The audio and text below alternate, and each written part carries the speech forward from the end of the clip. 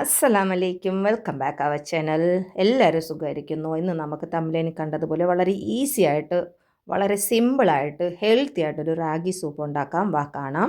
ഇത് അതിനാവശ്യമായ സാധനങ്ങളാണ്: ചുവപ്പ് ക്യാപ്സിക്കം, പച്ച ക്യാപ്സിക്കം, പംകിന്, ബീൻസ്, ക്യാരറ്റ്, സവാള, കറിവേപ്പില, പച്ചമുളക്. ഞാനൊരു കാന്താരിയാണ് എടുത്തിട്ടുള്ള ഒരു പീസ് നാരങ്ങയും വേണം കേട്ടോ. അപ്പോൾ നമുക്ക് ആവശ്യമായ വെള്ളം അടുപ്പത്ത് വെക്കുക. അതിലേക്ക് ഈ പച്ചക്കറികളെല്ലാം ഇട്ട് ഒന്ന് നല്ലതുപോലെ ചെറിയ ഫ്ലെയിമിൽ വെച്ച് നന്നായിട്ടൊന്ന് വേവിച്ചെടുക്കുക.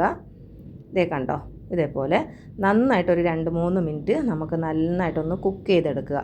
പച്ചക്കറി ഒരുപാട് വേകാൻ പാടില്ല, ഒരു ക്രഞ്ചിനെസ് ഉണ്ടാവണം. പിന്നെ ആവശ്യമായ ഉപ്പ് അതിലേക്ക് ആഡ് ചെയ്യുക. എല്ലാവരും ട്രൈ ചെയ്യുക. ഇഷ്ടപ്പെട്ടാൽ എല്ലാവരും കമൻറ്റും ഷെയറും സബ്സ്ക്രൈബും ചെയ്യുക. അവസാനം വരെ വീഡിയോ കാണാൻ എല്ലാവരും ശ്രമിക്കുക.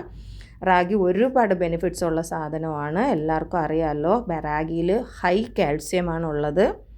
അപ്പോൾ അതിൽ അടങ്ങിയിട്ടുള്ളത് എല്ലിനൊക്കെ വളരെ നല്ലതാണ്, ആരോഗ്യത്തിന് വളരെ നല്ലതാണ്. ഇതിൽ പ്രമേഹം നിയന്ത്രിക്കാനും ദഹനം മെച്ചപ്പെടുത്താനും സഹായിക്കുന്ന നാരുകൾ അടങ്ങിയിട്ടുണ്ട്. കൂടാതെ ശരീരത്തിന് ആവശ്യമായ ഇരുമ്പും അമിനോ ആസിഡും ഇതിൽ ഒരുപാടുണ്ട്. അതേസമയം നമുക്ക് കുറച്ച് റാഗി, 2 സ്പൂൺ റാഗി എടുത്ത് ഇച്ചിരി വെള്ളം ഒഴിച്ച് നമുക്കതൊന്ന് കലക്കി വെക്കാം. അതിലേക്ക് ഡയറക്റ്റ് റാഗി ഇട്ട് കൊടുക്കരുത്, ഇതുപോലെ കലക്കിയിട്ട് വേണം ഇട്ട് കൊടുക്കാൻ, അല്ലെങ്കിൽ ഇത് കട്ട പിടിക്കും കേട്ടോ. എന്നിട്ട് അതിലേക്ക് നമുക്ക് ഈ റാഗി ആഡ് ചെയ്യാം. അതിന് മുമ്പ് ഈ റാഗി ആർക്കൊക്കെ കഴിക്കാമെന്നും കൂടെ ഞാൻ പറഞ്ഞു തരാം. ഇത് സ്ത്രീകൾക്കും ഗർഭിണികൾക്കും കുട്ടികൾക്കും പ്രമേഹം ഉള്ളവർക്കും മുലയൂട്ടുന്നവന്മാർക്കൊക്കെ ഇത് വളരെ നല്ലതാണ്. ഇതിൽ ദഹനത്തിനുള്ള നാരുകൾ ഒരുപാട് അടങ്ങിയിട്ടുണ്ട്. അതുകൊണ്ട് ഇത് എല്ലാവർക്കും വളരെ ബെനിഫിറ്റ്സാണ്. ഷുഗറും കൊളസ്ട്രോളൊക്കെ ഉള്ളവർക്ക് പിന്നെ പറയണ്ട. ഗർഭിണിയൊക്കെ വളർച്ചയ്ക്കും കുഞ്ഞു കുട്ടികൾക്കൊക്കെ ഇത് വളരെ അത്യാവശ്യമായിട്ട് ഗുണങ്ങൾ ഇതിനകത്തുണ്ട്. അപ്പോൾ നമ്മൾ റാഗി കലക്കി വെച്ച റാഗി അതിലേക്ക് ഒഴിച്ചു. ഇതേ മിക്സ് ചെയ്തു. അവസാനം ഞാൻ ഇച്ചിരി കുരുമുളകാണ് ഇട്ടത്. അപ്പോൾ നമുക്ക് ടേസ്റ്റിനനുസരിച്ചിട്ടുള്ള എരിവിനനുസരിച്ചുള്ള കുരുമുളക് നമുക്ക് ഇട്ടാൽ മതി. മറ്റേ നാരങ്ങ ഒഴിക്കുന്നത് എൻ്റെ ടേസ്റ്റ് ബാലൻസ് ചെയ്യാനാണ്. പിന്നെ ഇച്ചിരി എരിവിന് വേണ്ടിയിട്ട് ഞാൻ കുറച്ച് ചില്ലി ഫ്ലെക്സും കൂടി ഇട്ടിട്ടുണ്ട്.